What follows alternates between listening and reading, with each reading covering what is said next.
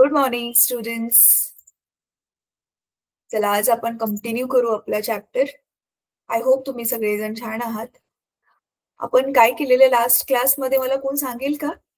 आठवतंय आपण काय केलेलं लास्ट क्लासमध्ये?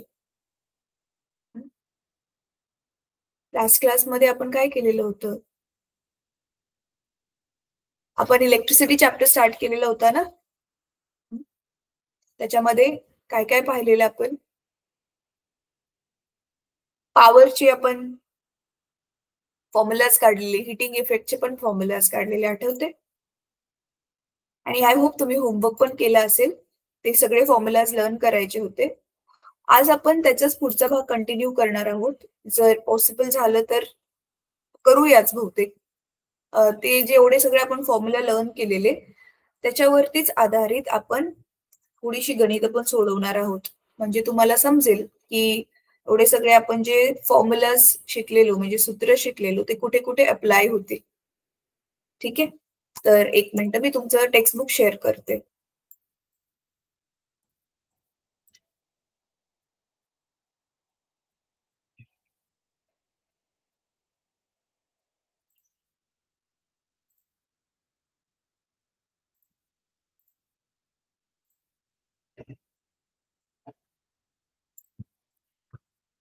तर हे आपण बघितलेलं होतं राईट. हे बल्बचं पण काम बघितलेलं होतं, कसं बल्ब काम करतो वगैरे हे सगळं बघितलेलं होतं. हिटिंग इफेक्ट काय असतं ही सगळी सूत्र आपण बघितलेली होती. आय होप तुमच्या लक्षात आहे. आणि हा पोर्शन मी तुम्हाला वाचायला सांगितलेला आहे. आणि हिटिंग इफेक्ट वरती अजून कोणत्या वस्तू कसं काम करतात ते पण आपण बघितलेलं होतं. ह्या टॉपिक मधला एक छोटासा टॉपिक जो आहे तो राहिलेला आहे, तो म्हणजे फ्यूज. तो आज आपण कंटिन्यू करणार आहोत. कम्प्लीट करूयात, त्याला समजून घेऊयात. ठीक आहे. थांबा एक मिनिट, मी तुमच्या बरोबर एक दुसरी स्क्रीन शेअर करते.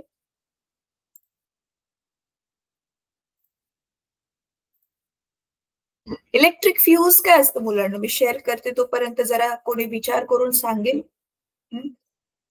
तुम्ही जर ऐकलं असेल काय काय आधीच्या कॉमेडी मूवीज मध्ये, काही सिरियल्स मध्ये ना लोक असंच जोक बनवायचे, असंच एक दुसऱ्यावर कमेंट क्रॉस करायचे, दुसऱ्याचा मजाक उडवायचा असेल, अशीच त्याची टिंगल करायची असेल तर की याचा फ्यूज उडाला म्हणून, इसका फ्यूज उड गया म्हणून, असं माहितीये तुम्हाला? तर ते नाव तर तुम्ही ऐकलं असेल फ्यूज, पण ते नक्की काय असतं आणि तुम्हाला माहितीये ते पण हिटिंग इफेक्ट वरतीच काम करते. तर ते आपण जरा थोडस आज बघणार आहोत की what is this electric fuse. Fuse काय असतं? तर फ्यूज समजण्यासाठी ना मुलांनो तुम्हाला आधी काय करावं लागेल, आपलं जे सर्किट आहे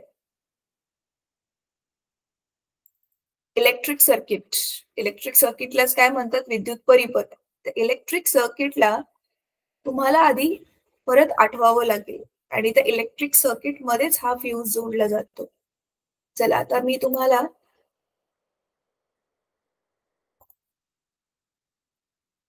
सुरुवातीपासून ना, थांबा तुम्हाला हे पीपीटी दाखवते आधी. तर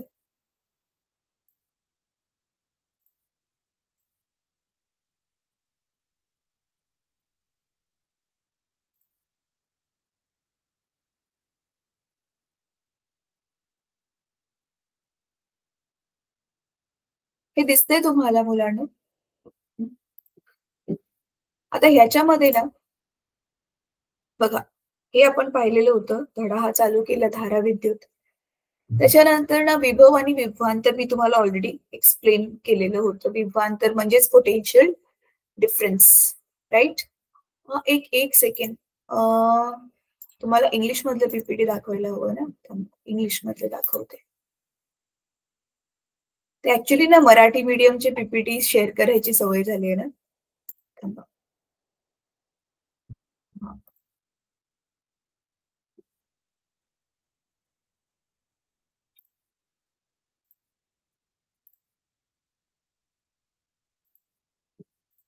येस, तर तुम्हाला इंग्लिश वाला पीपीटी दिसेल. ठीक आहे. तर हे आपला करंट इलेक्ट्रिसिटी जो चॅप्टर आहे आपण तो चालू केलेला आहे. इलेक्ट्रिक पोटेन्शियल आणि पोटेन्शियल डिफरन्स मी तुम्हाला एक्सप्लेन केलेलं होतं. त्याच्यानंतर ना आपण हे बघितलेलं flow of charges in the conductor, म्हणजेच इलेक्ट्रॉन, फ्री इलेक्ट्रॉन कसे असतात, ते कसे फ्लो होतात, हे मी तुम्हाला एक्सप्लेन केलेलं होतं.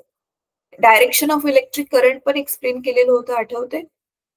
इलेक्ट्रॉनच्या दिशेच्या विरुद्ध आपल्या करंटची दिशा असते, तेच इथे सांगितलेलं आहे. Then electric current.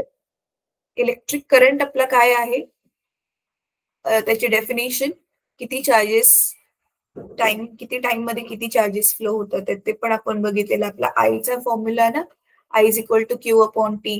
त्याच्यानंतर इलेक्ट्रिक कंपोनंट्स बॅटरीला इलेक्ट्रिक सर्किट मध्ये कोणत्या चित्राने, कोणत्या सिम्बलने दाखवतात, त्याच्यानंतर बल्बला कशाने दाखवतात, त्याच्यासाठी मी बघा तुम्हाला होमवर्क दिलेला, एक टेबल ड्रॉ करा म्हणून.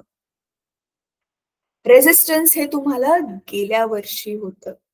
रेझिस्टन्स काय असतो, रोध काय असतो, हे थोडस तुम्ही स्वतःहून गोथ्रू करायचंय. ओम्स लॉ पण आपण गेल्या वेळेस बघितलेला होता, गेल्या वर्षी बघितलेला होता. इथे तो रिव्हिजन साठी टाकलेला आहे. आता हे सिम्पल इलेक्ट्रिक सर्किट, हे पण आपण बनवलेलं होतं. सिम्बल्स तेच, कोणत्यासाठी रेजिस्टर कोणत्या सिम्बलने दाखवतात, कॅपॅसिटर, इंडक्टर, हे जस्ट इलेक्ट्रिक कंपोनंट आहे. आपलं कोणतं पण सर्किट आपण खोललं की त्याच्यात काय काय असतं ते नावं दिलेली आहे. ठीक आहे. कंडक्टर, इन्सुलेटर्स का ते पण बघितलेलं आपण. हे पण बघा, पॅरलल कॉम्बिनेशन, सिरीज कॉम्बिनेशन, हे सुद्धा तुम्हाला गेल्या वर्षी होतं, राईट? हा, हे मला हवं होतं. तर इलेक्ट्रिक फ्यूज.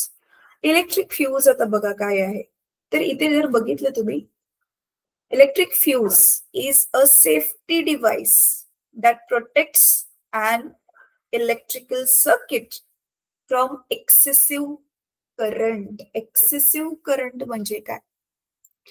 एक्सेसिव्ह करंट म्हणजे ऑफकोर्स जास्त करंट. एक्सेस म्हणजे जास्त. म्हणजे मुलांना बघा, तुम्ही बघितलं असेल घरामध्ये आपली लाईट कमी जास्त होत असते, लाईट डीम वगैरे असते, परत जास्त होते. मग अशी जी आपली जी इलेक्ट्रिसिटी कमी जास्त आपल्याला कधी कधी एकदम जास्त पण येऊ शकतो, तो जो तारेतून इलेक्ट्रिक स्पार्क येऊ शकतो. मग अशा वेळी ना आपल्या घरामध्ये जे इलेक्ट्रिक अप्लायन्सेस आहेत, फ्रीज असेल, टीव्ही असेल, वॉशिंग मशीन असेल किंवा दुसरा कोणता पण, तर ते काय होऊ शकतं, खराब होऊ शकतं. अचानकच जास्त करंट गेला ना, कारण तेवढी त्याची कॅपॅसिटी नाहीये, तो जळू शकतो आतून त्याच्यातला कुठला तरी नाजूक पार्ट. घरामध्ये जर साधेवाले बल्ब असतील ना, जो आपण फिलामेंट वाल्या बल्बचं गेल्या वेळेस डिस्कस केलेलं, तुम्ही बघितलं असेल कधी कधी तो बल्ब एकदम अचानक जास्त लाईट आली की तो बल्ब तडकन असा तुटतो, है ना. म्हणून मग हे इलेक्ट्रिक फ्यूजचं इन्व्हेन्शन करण्यात आलं. नाव what is this electric fuse? Electric fuse बघा काय आहे. इलेक्ट्रिक फ्यूज काय सांगितलं, सेफ्टी डिव्हाइस आहे. It is a safety device. An electric fuse is a safety device that protects us from excessive current. अस म्हणजे माझं म्हणण्याचं इथे इलेक्ट्रिक सर्किट, आपल्या घरामध्ये जे आहे इलेक्ट्रिक सर्किट, त्याच्यातून एक्स्ट्रा करंट जात असेल तर त्याच्यापासून ते आपल्याला सेफ ठेवते. अच्छा, आता ना हे इलेक्ट्रिक फ्यूजचं तुम्हाला जे चित्र दिसतंय बघा, हे जे चित्र दिसतंय ह्याच्यामध्ये दिसतंय, हे ते जस्ट अशी एक वायर आहे आतमध्ये. हे कदाचित तुम्ही बघितलं पण असेल. आणि हे अशा टाईपचं एक इलेक्ट्रिक फ्यूज असतं. अशी वाली इलेक्ट्रिक फ्यूज की नाही तुम्ही मुलांना डेफिनेटली ना टीव्ही मध्ये बघितलं असेल, कोणत्या तरी सिरियल मध्ये, मूवी मध्ये, जो खास करून असे निगेटिव्ह विलन कॅरेक्टर्स असतात, त्यांना जर कोणतं तरी प्लॅन करायचं असेल आणि लाईट घालवायची असेल तर बघा दाखवतात ते आपल्या बोर्डकडे जातात आणि असं ते खोलून त्याच्यामधून त्या स्विच जो आहे तो काढून घेतात, असं तुम्ही बघितलं असेल, राईट? तर हाच तो इलेक्ट्रिक फ्यूज आहे. आता फ्यूज काम कसा करतो, नक्की ती वायरचं काय काम आहे, आता ते तुम्हाला मी इथे एक्सप्लेन करणार आहे. फ्यूज मधली जी वायर आहे ना आणि आपला नॉर्मल बल्ब असतो, ती जी वायर आहे, दोघांची कामं टोटली जी आहेत ती वेगळी आहेत. कशी वेगळी आहेत आता मी तुम्हाला सांगते, नीट बघा मुलांना. इथे आता मी पूर्ण ना सर्किट नाही ड्रॉ करत, तुम्हाला आता एक आकृती काढून दाखवते. तर पूर्ण सर्किट नाही ड्रॉ करत बसत, ते पूर्ण सर्किट तुम्हाला परत मी दाखवणार आहे. आपल्या घरामध्ये जे तुमच्या घरी ऑलरेडी जे इलेक्ट्रिक सर्किट आहे ना, तुम्हाला ते दिसत नसेल, काय ठिकाणी वायर्स ओपन असतील तर दिसत असेल, पण आहे. तर ते घरातलं सर्किट कसं असतं आणि ते कसं काम करतं, ते मी तुम्हाला डेफिनेटली दाखवणार आहे. पण ते आता सध्याला मी ते पूर्ण नाही ड्रॉ करत आहे. थांबा 1 मिनिटं. तुमच्या पुस्तकामध्ये ते सर्किट दिलंय का? 1 मिनिटं मी बघते थांबा.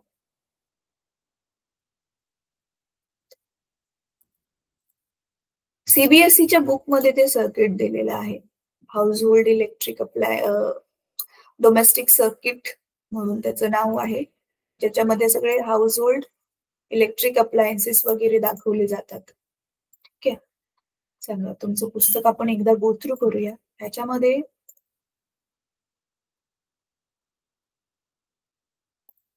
अच्छा थांबा. हां, त्याच्या खाली आहे आपलं चॅप्टर.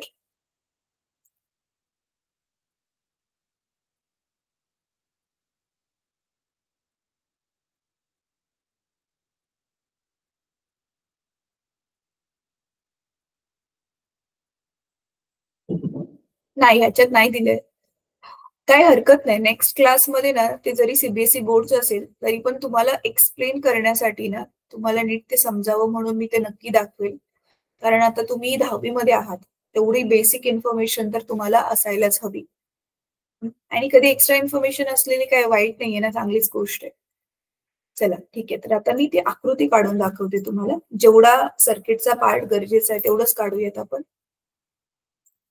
बघा आता माझा व्हाईट फळा तुम्हाला दिसेल. बघा, समजा नीट बघा हा मुलांनो.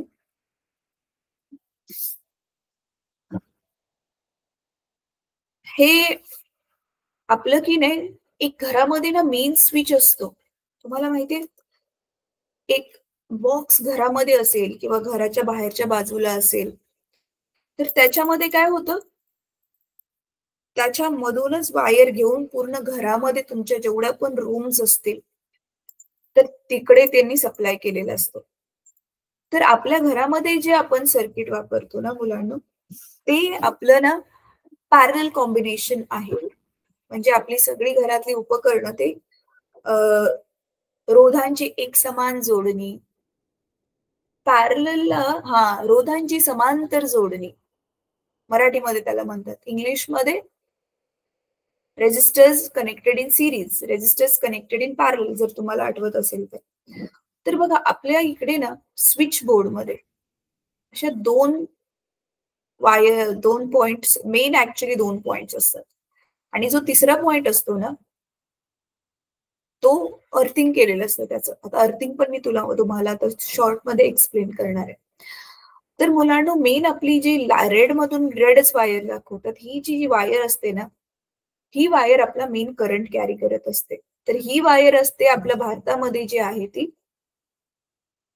220 220 ते 240 व्होल्टला असते.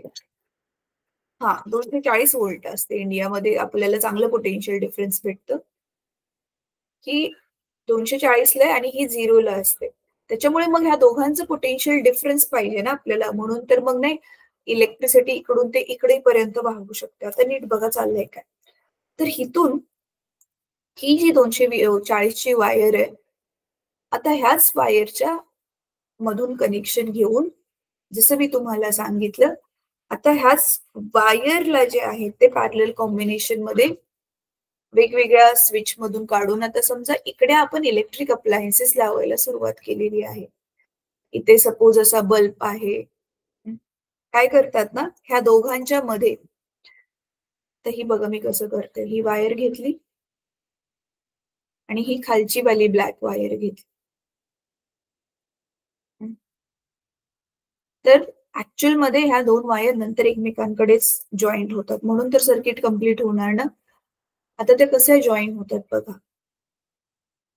ह्या दोघांच्या मध्ये आपण काय करतोय? या दोघांच्या मध्ये आपण आपली उपकरणं जोडतोय. तेच मी सांगितले तुम्हाला असं पॅरलल कॉम्बिनेशन असतं. हे बघा, इथे मग मध्ये खूप सारे आपले काय बनले आता हे स्विच बोर्ड बनले. हे इथे, इथे, इथे, इथे हे स्विच बोर्ड जे बनले ना आता मध्ये, आता ह्याच्यामध्येच आता आपण काय करू शकतो, आपल्या गरजेनुसार वेगवेगळे अप्लायन्सेस लावू शकतो. म्हणजे काय, समजा आपण इथे काय लावलं, इथे लावला टीव्ही, इथे लावलं आपलं फ्रिज, फ्रिज म्हणजेच रेफ्रिजरेटर पण ज्याला म्हणतात. इथे आपण लावलं समजा बल्ब, इथे लावला आपण फॅन. कळतंय तुम्हाला? तर आता ना मुलांनो लक्षात घ्या, ही जी 240 व्होल्ट हा जो आपल्याकडे करंट वाहत येतोय, म्हणजे 240 व्होल्टचा आपल्याला पोटेन्शियल डिफरन्स जो मिळतोय, तर त्याचा जो साधारण मग आपली जी मोठी-मोठी अप्लायन्सेस आहेत ना, मोठी म्हणजे आपली बिग अप्लायन्सेस आहेत. जसं टीव्ही आहे, रेफ्रिजरेटर आहे. मी शॉर्टमध्ये लिहिते आता.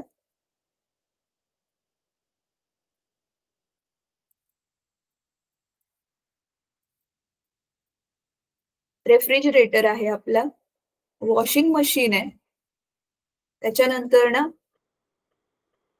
मिक्सर ग्राइंडर त्याला पण जास्त पॉवर लागते. म्हणजे जास्त पॉवर लागणारी जी मोठी-मोठी अप्लायन्सेस आहेत, त्यांना असं बनवलेलं असतं, की ते जास्तीत जास्त 15 अँपिअरचा करंट कॅरी करू शकतात. आपलं करंट माहिती आहे ना अँपिअरमध्ये मोजतात. आणि बाकी जी छोटी अप्लायन्सेस आहेत, जसं की बल्ब, ट्यूबलाईट, फॅन ह्यांना 5 अँपिअरचा करंट लागतो. मग ह्यांनी काय केलेलं असतं ना, ह्यांना आतूनच असं बनवलेलं असतं, की आतून ते रोध असा घातलेला असतो, की जेणेकरून त्याच्यातून 15 अँपिअरच करंट जाऊ शकेल. जास्त करंटला ते अडवतो तो रोध. तेवढं जाऊच नाही देत. रोध माहितीये ना करंटला अडवतो.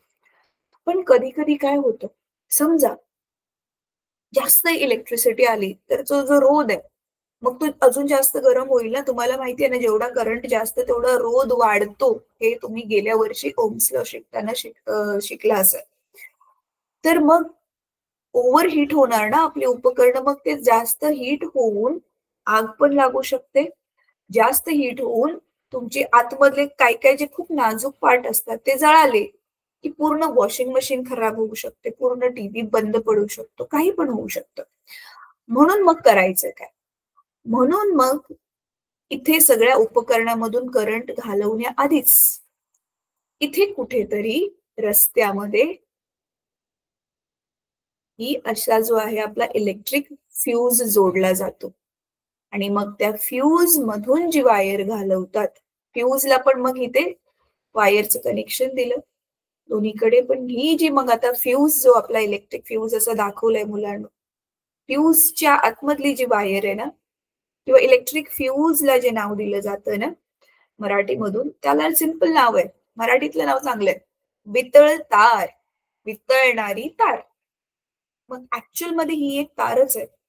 पण ही जी तार आहे ना, अशा एका मटेरियलने बनलेली असते, की 15 अँपिअर पर्यंतचा करंट, 15 अँपिअर पर्यंतचा करंट ती जाऊ देते.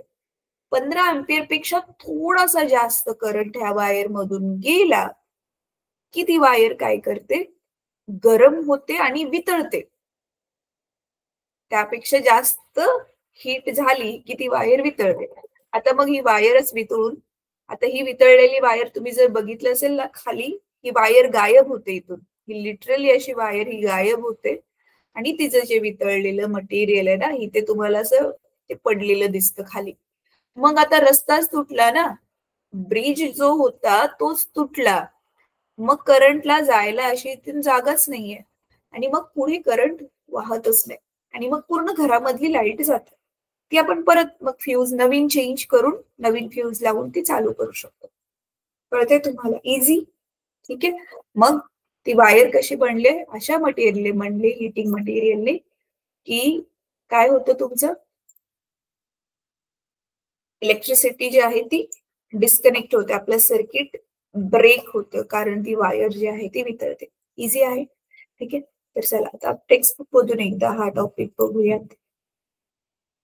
अजून एक ना एमसीबीज म्हणून दिले टेक्स्टबुक मध्ये, ते तुम्हाला आता स्वतःला वाचायचं. इझी आहे ते.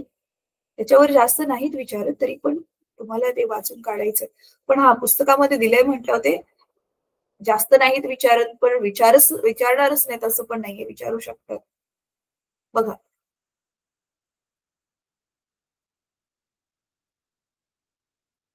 हे आपण हा, आता मी तुम्हाला ना आणखी एक पण पार्ट सांगणार आहे मुलांना.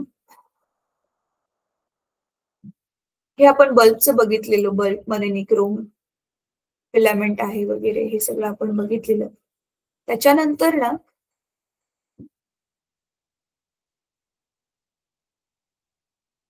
हे बघा, earth is connected to ground. अच्छा हा, तुमच्या बुकमध्ये ना पोटेन्शियल डिफरन्स मुलांनो 220 व्होल्ट दिलाय हा. मग तुम्ही तोच कन्सिडर करा. तोच तुम्ही कन्सिडर करा 220 व्होल्टचा.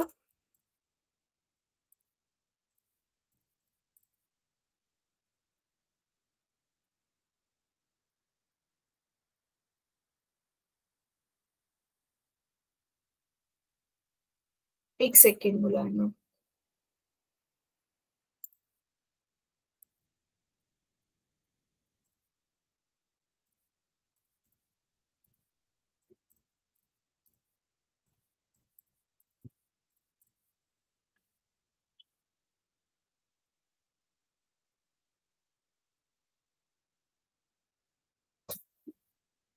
आपल्या भारतामध्ये ना मुलांनो, घरामध्ये आपल्याला पोटेन्शियल डिफरन्स जो मॅक्सिमम मिळू शकतो तो 240 आहे. तो 220 ते 240च्या मध्ये फ्लक्च्युएट होऊ शकतो. म्हणून मी तुम्हाला 240 सांगितलेलं. ठीक आहे. मॅक्सिमम व्हॅल्यू जी मिळू शकते आपल्याला ते सांगितलेलं होतं. ठीक आहे. तर आता बघा, मी जे तुम्हाला आता डायग्राम दाखवलेले परत एकदा दाखवते. आधी हा वाला पोर्शन जो बुक मधून दिलेला आहे ना, हे बघा, लाईफ, न्यूट्रल, अर्थ, वायर, हा वाला पार्ट मी परत आता एक्सप्लेन करते तुम्हाला. पण आधी आपण काय करूयात, फ्यूज बद्दल जे इथे दिलेलं असेल ना ते वाचून काढा तुम्ही. हा, हे बघा, फ्यूज वायर प्रिव्हियस स्टँडर्ड मध्ये तुम्ही त्याच्याबद्दल शिकले असं त्यांनी दिले. आणि हे काय करतं, fuse wire melts and breaks, बस एवढंच दिलेलं आहे.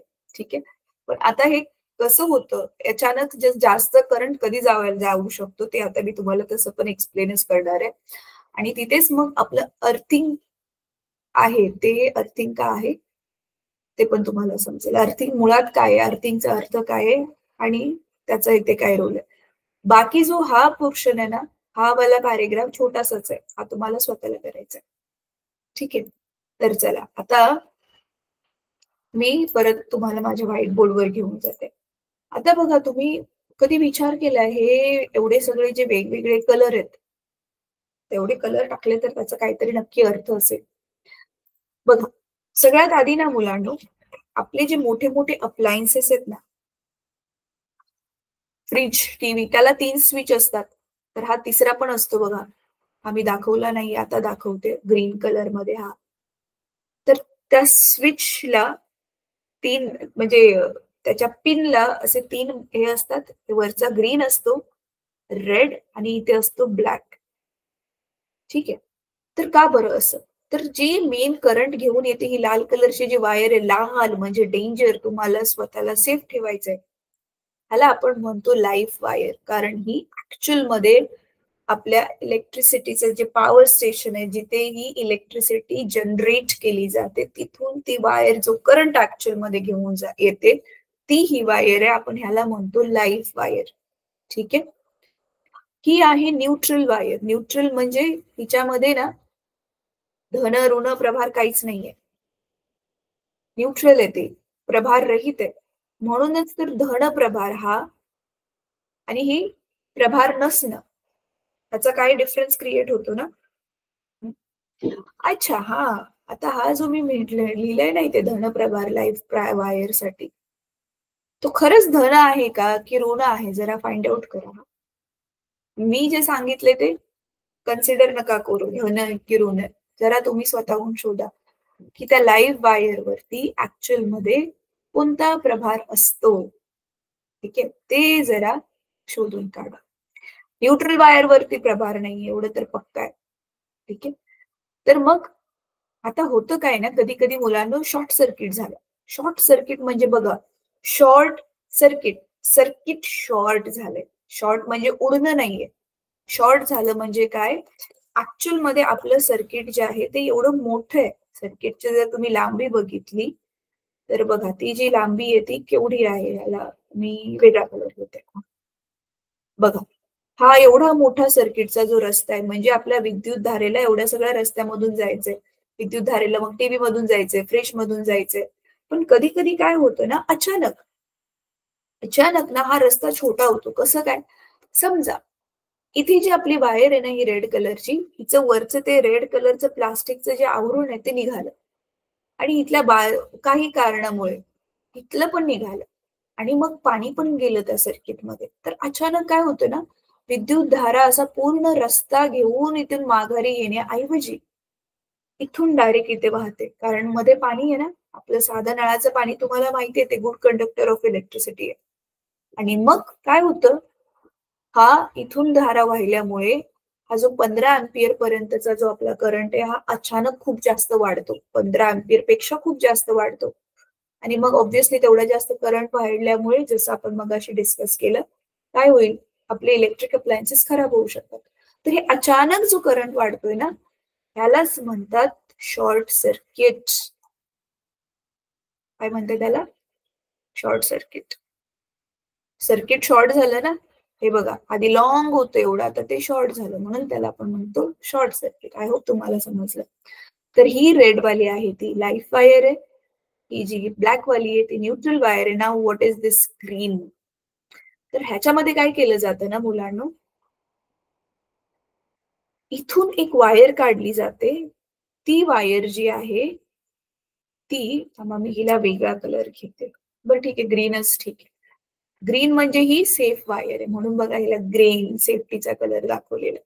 तर ही वायर जी आहे ना, ती अशी सर्किट मधून बाहेर काढून बिल्डिंग किंवा आपलं घर आहे त्याच्या एकदम खाली घेऊन जाऊन जमिनीमध्ये पुरली असते. तिथे पण एक असं कॉपरची मोठी प्लेट असते, त्याला त्याचं कनेक्शन दिलेलं असतं आणि ही जमिनीच्या आतमध्ये अशी पुरलेली असते. का बरं, हेच असं शॉर्ट सर्किट झालं की अचानक जो करंट एक्स्ट्रा वाढतो ना, तो करंट मग ही वायर कॅरी करून खाली जमिनीमध्ये सोडते. म्हणून आपल्या घरामध्ये 2 सेफ्टी डिव्हाइसेस आहेत. डिव्हाइस ऍक्च्युली हेच फ्यूज आहे आणि दुसरं आहे ती वायर आहे जी अर्थिंग केलेली असते.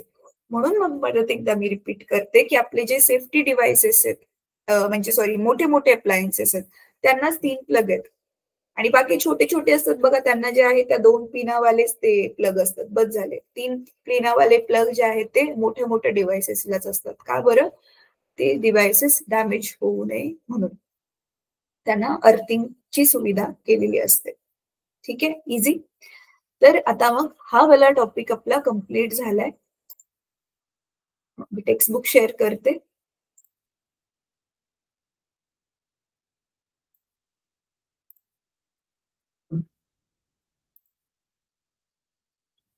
हे बघ, हा आपला इथपर्यंतचा हा टॉपिक कम्प्लीट झाला. कोणता वाला, heating effect of electric current. तर इथपर्यंत जो आपला जो धडा होता तो एकदम सिंपल धडा होता. एकदम सिंपल धडा होता. आता आपण जे फॉर्म्युलाज होते, जसं डिस्कस केलेलं होतं, त्याची थोडीशी गणितं सोडवूयात. जर वेळ उरला तर आपण काय करू, मग हा वाला टॉपिक बघू. पण मला नाही वाटत वेळ उरेल. Magnetic effects of electric current, इथून जो चॅप्टर आहे आपला, तो थोडासा थोडासा जरा लांब आहे. आणि जर लक्ष नाही दिलं व्यवस्थित तर कठीण आहे समजायला. तर हा वाला पोर्शन तुम्हाला नीट लक्ष देऊन करायचं. आणि आता हिटिंग इफेक्टचं तर थोडंसंच होतं ना, तर हिटिंग इफेक्ट वरती 2-3 मार्काचा साधा प्रश्न येऊ शकतो.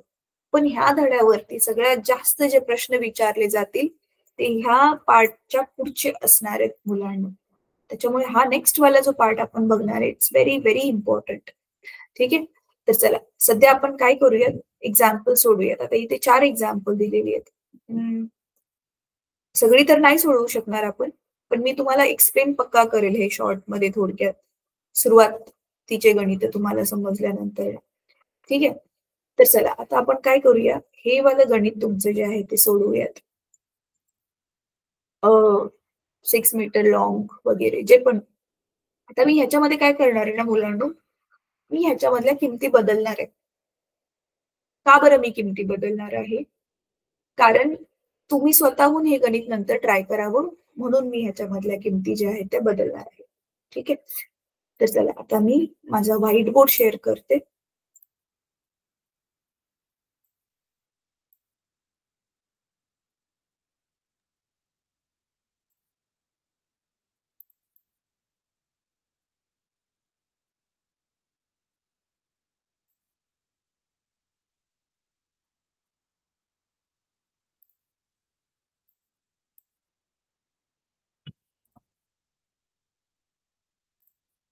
चला आता हे मी गणित घेतले इथे. थांबा एक मिनिट.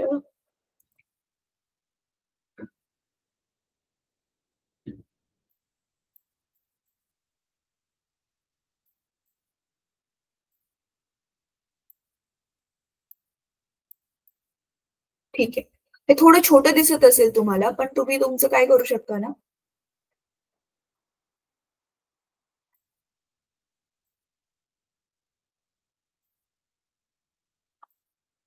तुम्ही तुमचं बुकमध्ये बघू शकता. ठीक आहे. थोडं मोठं दिसण्यासाठी. येस, एवढं ठीक आहे. काय दिलेलं आहे? 6 metre long wire made from an alloy आणि chrome is shaped into a coil. Coil माहिती आहे ना, अशी गोल गोल. And given for producing heat. Heat निर्माण करण्यासाठी ती कॉईलला म्हणजे ती निक्रोम वायर कॉईल बनवून दिली.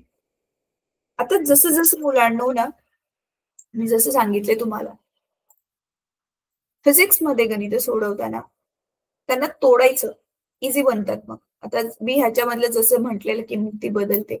ओ हा, थांबा ह्याच्यामध्ये ना, एक सेकंड. इथे 22च्या ऐवजी समजा मी घेतेय 24 आणि इथे 220च्या ऐवजी समजा मी घेते 240. ठीक आहे. तर मग it has resistance of 24 ohms. म्हणजे काय दिले आपल्याला लगेच जशा किमती दिसतात पटकन लिहून काढायचं. तर काय दिले? Resistance of 24 ohms. म्हणजे काय दिलेलं आहे? एक मिनिट थांबा.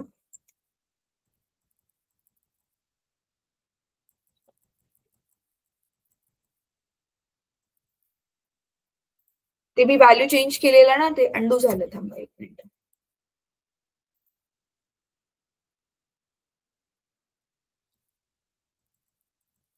बरं ठीक आहे, नाही होते ते. बरं मी तेच लिहिते. हे 24 आहे आणि हे 240 आहे. तर रेजिस्टन्स किती दिलाय आपल्याला? हा, मी जसं शिकवलेलं मुलांना तसंच लिहायचंय. हा, तर आधी आपण लिहिणार डेटा. डेटामध्ये काय दिलेलं आहे आपल्याला? रेजिस्टन्स दिलेला आहे 24 Ohm's. Can we get more heat if wire is cut into half of its original length? कळते? म्हणजे आता आपण काय करूया, L2 नाव देऊया नवीन वाली लेंथ. आणि ती काय आहे? हाफ, अर्धी आहे ऑफ इट्स ओरिजिनल लेंथ. L1च्या ती काय आहे? अर्धी आहे. आणि काय करायचं आपल्याला आता? पुढे काय विचारलेलं आहे? जास्त हीट बनवेल. Cut into half of its original length and shaped into coil. आता नवीन अर्धी करून त्याची कॉईल बनवली. For getting energy the two ends of the wire are connected to source with potential difference. Potential difference आपल्याला V किती दिलेला आहे? 240 व्होल्ट दिलेला आहे. ठीक आहे. आता इथे ना मुलांनो, रेजिस्टन्स दिलेला आहे आपल्याला. इथे काय दिलेलं आहे? पोटेन्शियल डिफरन्स दिलेला आहे. काढायचं काय आहे? विचारले can we get more heat. म्हणजे त्याची आधी हीट किती होती ती आधी काढावी लागेल. म्हणजे आपल्याला H1 काढावं लागेल. आणि आता वायर ज्याला अर्धी केली त्यावेळी H2 किती आहे ते काढावं लागेल. है ना? मग म्हणूनच तर मग दोघांची तुलना करून आपण सांगू शकेल ना की आपल्याला जास्त हीट मिळेल की कमी हीट मिळेल. राईट? मग तो फाईंड लिहिलं. आता आपला फॉर्म्युला फॉर्म्युला आपले काय आहेत? फॉर्म्युले आपले बरेचसे आहेत ना हीटसाठी, पण इथे आपल्याला रेझिस्टन्स दिलाय आणि पोटेन्शियल डिफरन्स दिलेला आहे. आता इथे ना मुलांना तुम्हाला माहिती असेल, आठवते आपला जो रेझिस्टन्स आहे वायरचा तो कशावर अवलंबून असतो? वायरचे लेंथवर रेझिस्टन्स अवलंबून असतो. तर आपण सध्या जो आहे तो रेझिस्टन्स वाला फॉर्म्युला कोणता आहे? व्ही आणि आर वाला फॉर्म्युला एचचा कोणता आलेला आठवते? व्ही स्क्वेअर अपॉन आर हा फॉर्म्युला होता. तुम्ही पाठ केलेत ना सगळ्यांनी फॉर्म्युले. व्ही स्क्वेअर अपॉन आर हा फॉर्म्युला होता. हा कशाचा फॉर्म्युला होता? हा पॉवरचा फॉर्म्युला होता. तर ह्याला एच न लिहिता आपण काय करणार आहे? पॉवर काढणार आहे आता. ठीक आहे. आणि जेवढी पॉवर ना सेम टायमिंग आहे ना आपलं एचचा काय फॉर्म्युला होता? B square upon R into T होता. जर तेवढ्याच टायमिंगसाठी जर आपण दोन्ही पण कॉइल्स वापरल्या तर आपण पॉवर जेवढी असेल त्या पॉवरच्याच काय म्हणतात पॉवर जेवढी असेल तेवढेच करस्पॉन्डिंग हीट जास्त निर्माण होईल ना म्हणून आपण पॉवरचा फॉर्म्युला वापरून पॉवर काढू कारण इथे आपल्याला टायमिंग नाही दिलाय. पण दोघांसाठी टायमिंग सेम असेल तेवढा आपण गृहीत धरू शकतो. कारण तुलना करतोय ना कोणती जास्त हीट देईल तर ऑब्व्हियसली आपण काय करणार समान टायमिंगसाठीच त्या दोघी कॉइलला आपण जाळणार. ठीक आहे. तर मग हा फॉर्म्युला आपण वापरणार आहे. पण आता तुम्हाला एक गोष्ट ही लक्षात घ्यावी लागेल की इथे रेझिस्टन्स जो आहे तो हा सुरुवातीचा रेझिस्टन्स R1 आहे. का बरं? वायरची लेंथ 6 मीटर असताना दुसऱ्या केसमध्ये वायरची लेंथ तोडून तिला अर्धी केली त्यावेळी रेझिस्टन्स चेंज होईल तर ते R2 पण आधी आपण काढू. तर चला पहिल्या केस मधला ऍटलिस्ट तोपर्यंत आपण काय काढू शकतो? पहिल्या केस मधला आपण तोपर्यंत कमीत कमी रेझिस्टन्स जो आहे तो पहिल्या रेझिस्टन्स साठीची जी आहे ती पॉवर काढून घेऊयात. ठीक आहे. तर आपल्याकडे दोन केसेस आहेत. कोणत्या दोन केसेस आहेत? पहिली केस काय आहे?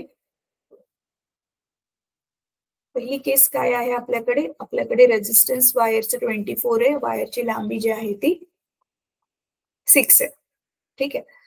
आता मुलांनो तुम्हाला जर आठवत असेल ना R is directly proportional to L होतं गेल्या वर्षी. रेझिस्टन्सची जी व्हॅल्यू आहे ती डायरेक्टली प्रपोर्शनल असते लेंथला. तर म्हणून मग आपण काय लिहू शकतो? आर इज इक्वल टू जर तुम्हाला आठवत असेल तर एरिया जर सेम असेल, एरिया इथे आता सेम आहे. L upon R is proportional to L upon A होतं. राईट. तर आता एरिया सेम आहे तर सध्या जर आपण त्याला इग्नोर केलं तर आपण काय लिहू शकतो माहितीये? R1 L1 is equal to R2 L2 लिहू शकतो. हे गेल्या वर्षी केलेले आपण. आता ते मी परत नाही एक्सप्लेन करत. पण मग R2 आपण काय घेऊ शकतो? R2 is equal to resistance 2 कसं काढणार आपण? R1 L1 upon L2. Right. आता बघा इथे कसं होतंय. तर आपलं R1 24 आहे. L2 अर्ध केलंय आणि हे L1 किती होतं? 6. बरोबर आहे? एक मिनिट मी बरोबर केलंय ना? Resistance is directly proportional to length. हा L2 ने आपण डिवाइड करणार त्याला. एक सेकंड थांबा.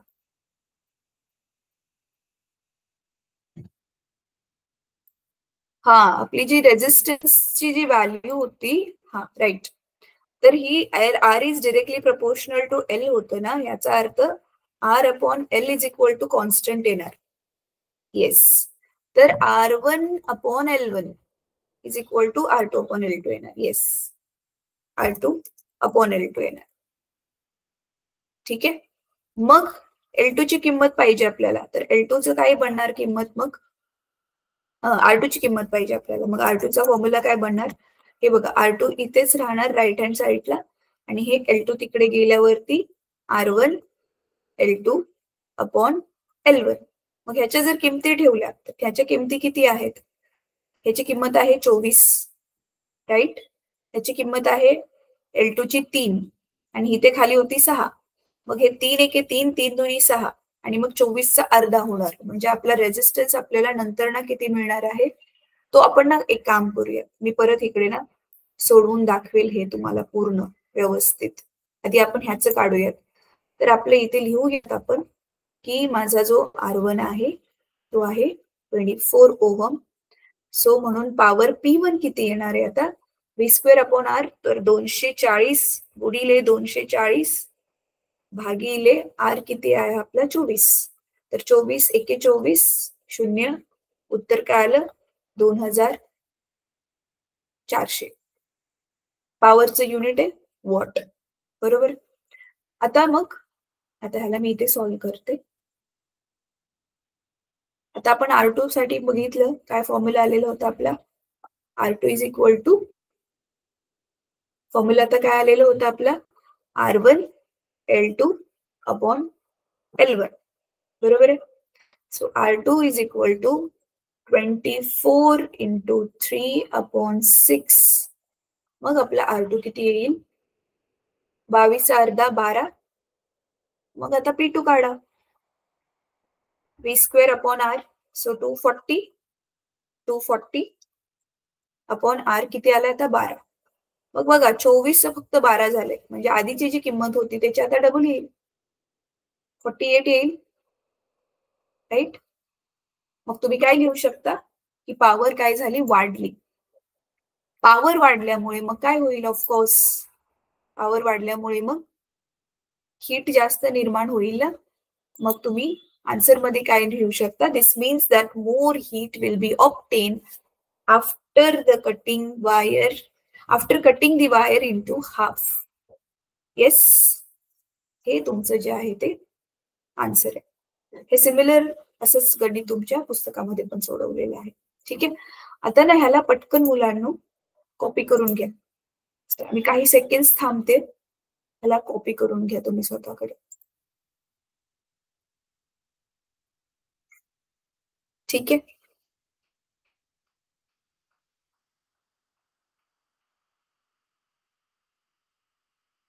त्याच्यानंतर आता पुढची जी गणित आहेत ना मुलांनो, ती गणित मी तुम्हाला जे आहे ते असंच एक्सप्लेन करणार आहे.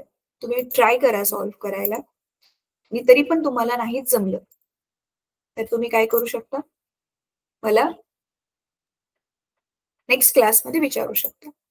इथे बघा काय दिले, a cell is connected to 9 ohm. 9 ohm म्हणजे रेझिस्टन्स दिलेला आहे R9. ठीक आहे.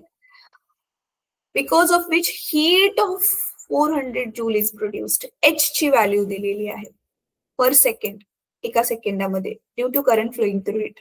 Obtain the potential difference applied across the resistor. ठीक आहे. तर आता इथे सिरियल डिरेक्टली त्यांनी बघा काय लिहिलेलं आहे, पॉवरचं सूत्र वापरलंय. एका सेकंदामध्ये निर्माण होते ना, टायमिंग ऑलरेडी दिलेलं आहे. मग टाइम एक ठेवलं की तुमची हीट आणि पॉवरचं सूत्र सेम बनून जाईल. मग P is equal to V²/R. तर मग हीट किती मिळते, 400. तर इथे ठेवली ती. आणि पोटेन्शियल डिफरन्स तर आपल्याला बघा, find obtain the potential difference, तो काढायचाच आहे. आणि रेझिस्टन्स 9 दिलेला आहे, त्याची किंमत ठेवली. म्हणजे हे इथे जे वापरले तेच सूत्र इथे पण वापरले. That's it. हे अजून जास्त सोपं. ह्याच्यापेक्षा गणितापेक्षा हे गणित जास्त सोपं आहे. मग 9 इकडे गेला, मग 400ला 9ने गुणलं आणि मग इथे वर्ग आहे, पण दोघांचं बाजू एक्सचेंज करून दोघांचं वर्गमुळामध्ये टाकून दिले ह्यांना. आणि उत्तर काय आलं मग 60 व्होल्ट. 400चं वर्गमूळ 20, 9चं वर्गमूळ √3. ठीक आहे. वर्गमूळ म्हणजे स्क्वेअर रूट. हा स्क्वेअर आपण इथे काय काढून टाकलेला आहे. ठीक आहे. तर सेम वे तुम्ही आता इकडची पण गणित बघू शकता. ही वाली इकडची सुद्धा तुम्ही गणित बघू शकता.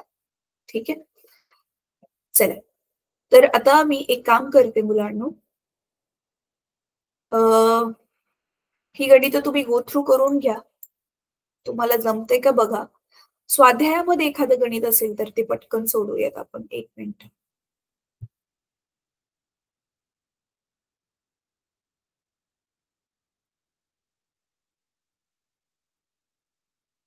हा, हे बघा दिसते. Heat energy is being produced. चला हे वाला गणित आपण सोडवूयात. ठीक आहे. जी गणित तुमच्या पुस्तकामध्ये सोडवलेली नाहीये ते एखादं ट्राय करूया ना, म्हणजे तुम्हाला अजून त्याचा चांगला अंदाज येईल की काय चाललेलं आहे.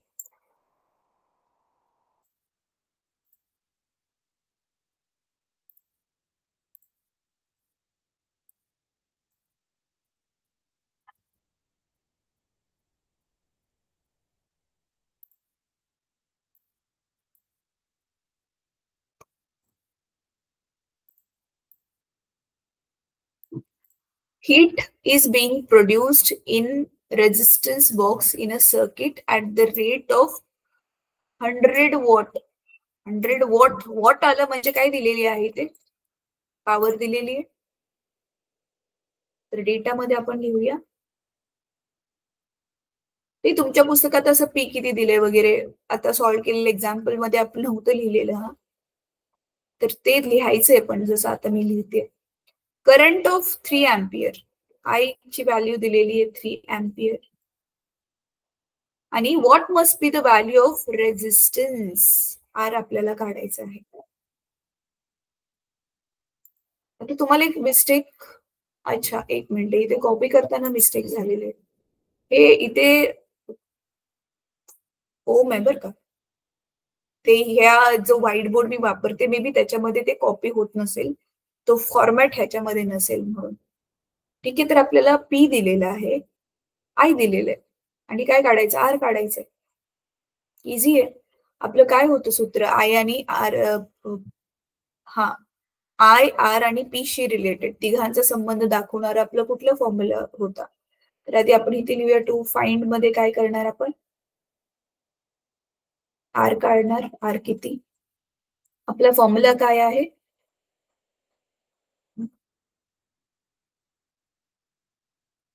P is equal to I square R. आठवते का. हा फॉर्म्युला आता वापरणार आहे. तर सरळ सरळ किमती ठेवायच्या आहेत मुलांना. चला काढूयात. मग पी ची व्हॅल्यू ऑलरेडी 100 दिली आहे. आय चा स्क्वेअर आहे मग हा 3 into 3 येईल आणि इथे आर. मग बाजूंना एक्सचेंज करा.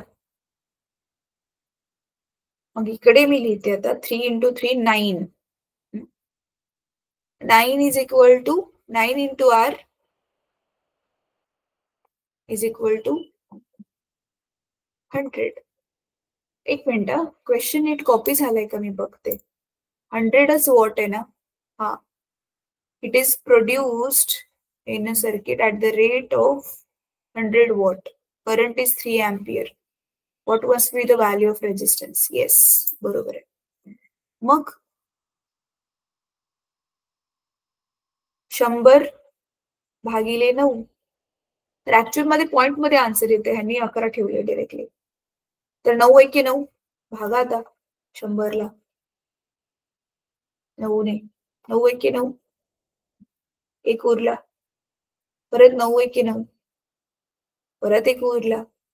तर असं पॉइंट परत 0 आपण टाकून इथे एक्स्ट्रा ऍक्च्युअल मध्ये आन्सर येते तुमचं 11.11. तर सध्या मी तेच लिहिते. सो 11.11. ओम. इझी होतं हे, राईट. तर हे आपला आन्सर आहे. त्याने विचारलं ना what must B with the resistance. The value of resistance must be 11.11 ओम. असं तुम्ही लास्टला इथे मेन्शन करू शकता. इझी होतं हे पण, राईट. ठीक आहे. हा आपला रफ पार्ट आहे. तर चला पटकन आता ह्याला पण कॉपी करून घ्या. आता तुम्ही कॉपी करताय तोपर्यंत मी तुम्हाला सांगते होमवर्क काय आहे. जस्ट आता आपण एक सॉल्ड सम केलेलं होतं ना. 22 ची व्हॅल्यू आपण 24 केली आणि 220 ची व्हॅल्यू 240 केली. ते एक क्वेश्चन मी सॉल्व्ह केला, त्याच्या बाजूचा एक्सप्लेन केला आणि नंतर 3 आणि 4 पण होतं त्याच्यामध्ये. तर क्वेश्चन नंबर 1 पासून 4 पर्यंत परत तुम्हाला सगळे क्वेश्चन्स आपल्या नोटबुक मध्ये सॉल्व्ह करायचे आहेत. ठीक आहे. कारण क्वेश्चन नंबर 1 ची पण मी व्हॅल्यू चेंज केलेली होती म्हणून. ठीक आहे. तर तो तुमचा होमवर्क आहे. तर चला आता आपण इथे क्लास आपला थांबूया. आता आपण नेक्स्ट वीक मध्ये भेटू आणि जसं मी सांगितलेलं पुढचा part is very very important, magnetic effect वाला. मॅक्सिमम क्वेश्चन्स त्याच्यातून येणार आहेत. ठीक आहे सर, होमवर्क करा आणि आपण नेक्स्ट क्लासमध्ये भेटू. चला बाय मुलांनो, थँक्यू सो मच.